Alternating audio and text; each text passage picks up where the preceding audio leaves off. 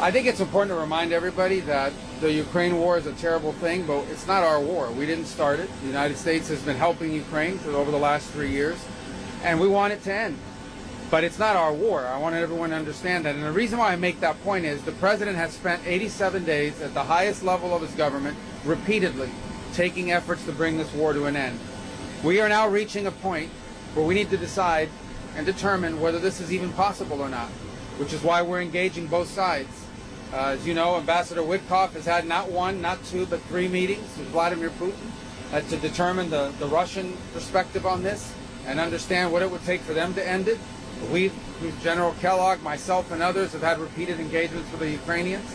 So we came here yesterday to sort of begin to talk about more specific outlines of what it might take to end the war, to try to figure out very soon, and I'm talking about a matter of days, not a matter of weeks, whether or not this is a war that can be ended.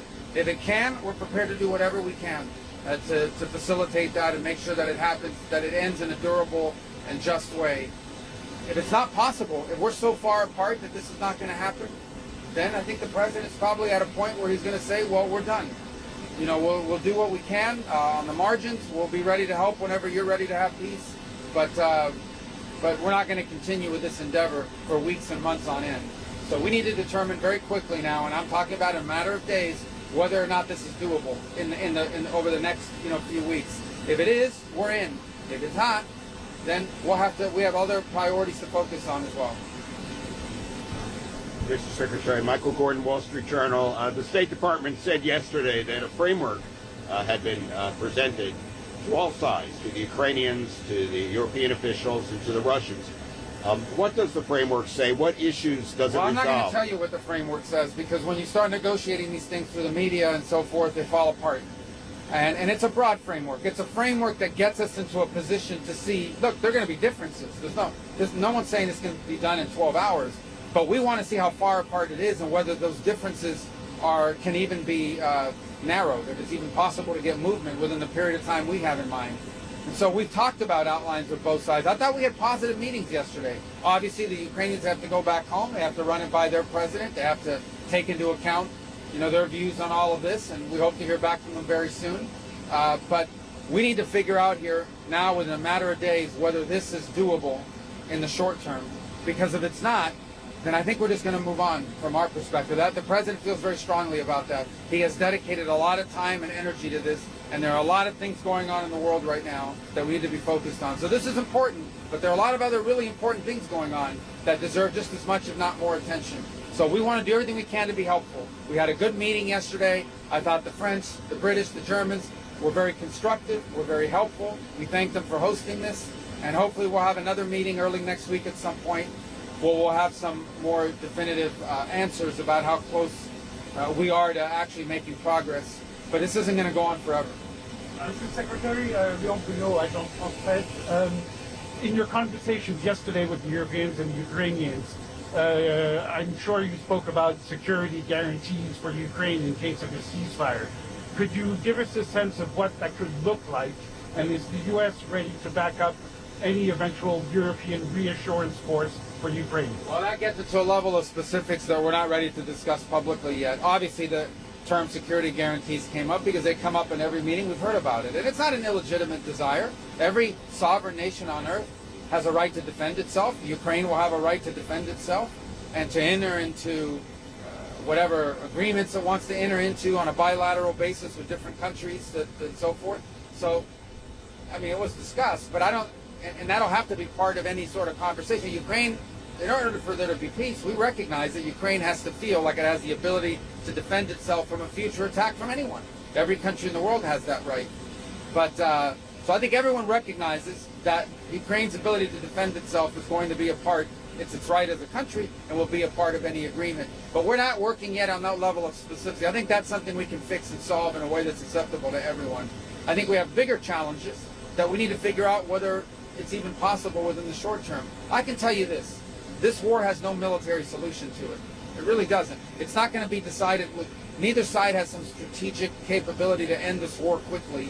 And so what we're talking about here is avoiding thousands and thousands of people from dying over the next year.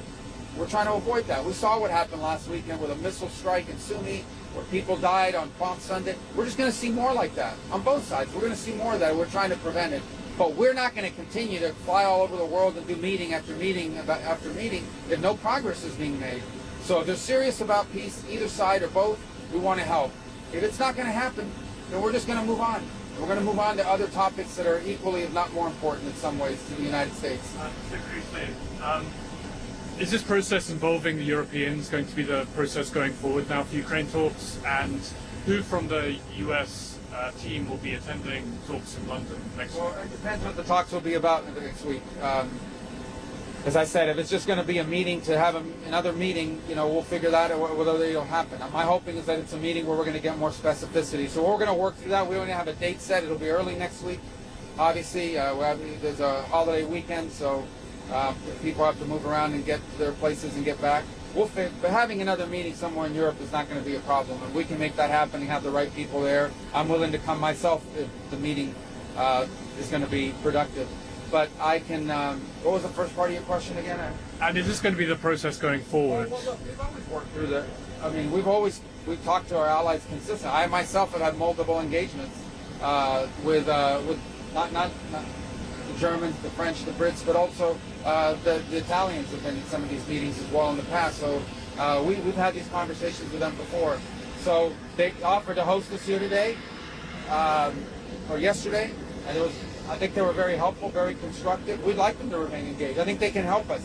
I think the UK and France and Germany can help us move the ball on this and get this closer to a resolution. I thought they were very helpful and constructive with their ideas.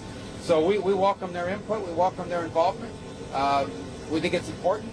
There are probably elements of this as well. I always remind everybody that part of the sanctions against Russia, many of them, are European sanctions that we can't lift if that's ever to be part of a deal. So they're going to have to be involved no matter what. It's their continent. This is happening on the continent of Europe, and so obviously European powers will care deeply about what happens. So they have a stake in this, and we recognize it. And but in the end, I think we all want the same thing. I think from the U.S. perspective, we've spent 3 years, billions of dollars, supporting the Ukrainian side, and but now we've reached a point where we have other things we have to focus on. We're prepared to be engaged in this as long as it takes, but not indefinitely, not without progress. If this is not possible, we're going to need to move on. I think the president feels strongly that we've dedicated we've done more in 80 days than Biden ever did to bring this war to an end. So we've dedicated almost the entirety of the president's first 100 days in office at the highest levels possible to trying to achieve a peace here. And if it's going to happen, we want to help. But if it's not going to happen, we need to know now because we have other things we have to deal with. Mr. Secretary, James from Fox News. In terms of your discussions with Foreign Minister Lavrov yesterday, what gave you the indication that he's also willing to move forward, given they hadn't accepted the framework of the ceasefire already, in terms of now, from your discussions, why you feel they'll be... Well, look, I spoke to Minister Lavrov yesterday because when we have these kinds of meetings, it's important for you to communicate to the other side. Otherwise, they don't know what happened. Now they're relying on rumors or whatever's out there. So I spoke to him very directly. I said, we had a meeting today with the Ukrainians. We proposed an outline. We didn't go into specificity about it, but I think he has an understanding of some of the elements of it. I'm sure he does. I said we thought it was constructive. We thought it was positive. Nobody rejected anything. Nobody got up from the table and walked away. They're going to go back to their capital, spend a few days mulling over it, come back to us early next week. And also wanted him to know that the French and the British and the Germans were very constructive and helpful. That was the gist of the conversation. And I think it's important when you're dealing with things like this, especially with the Russians, who we just haven't communicated with for 3.5 years. I think it's important that that communication happen. And likewise, when we've had meetings with Russians in the past, or when Ambassador Witkoff has traveled to meet with Putin, we've informed the Ukrainian side of what happened, so that we don't have a breakdown in trust and things of that nature. Quick follow-up, just on Iran really quick. Was there any discussion yesterday with your European counterparts on any of the Iran negotiations? Are they also sharing the president's vision of Iran cannot have a nuclear weapon?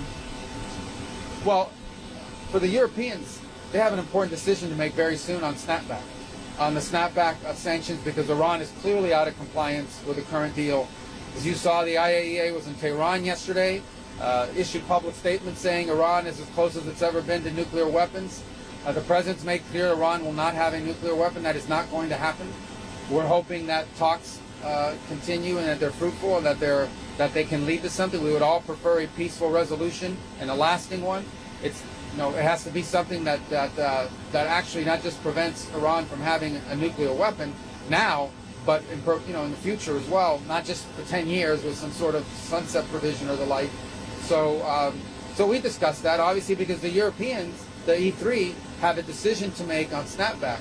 Because I believe we should all anticipate, based on the public comments yesterday, that they're about to get a report from the IAEA that says not just is Iran out of compliance, but Iran is dangerously close to a weapon, closer than they've ever been. And then they're going to have to make a decision about whether they want to reimpose these sanctions. And if Iran is out of compliance, they have to reimpose the sanctions. So that's going to be a factor in all this, and that's why it was important we talked to them about it before our talks on Saturday. All right? Thank you, guys. Thank you.